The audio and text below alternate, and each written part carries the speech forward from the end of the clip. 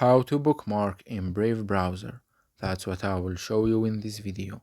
But before we begin, make sure to subscribe to the channel and ring the bell to get notified whenever a new video is uploaded. With that said, let's get started. So go ahead and open up Brave browser. And once you do that, navigate to the page that you want to bookmark. Say for example this one right here. Once you're there, all what you need to do is click on the second icon at the bottom left corner of the screen, which is the bookmark icon, this one right here. And by doing that, as you can see, this page has been bookmarked.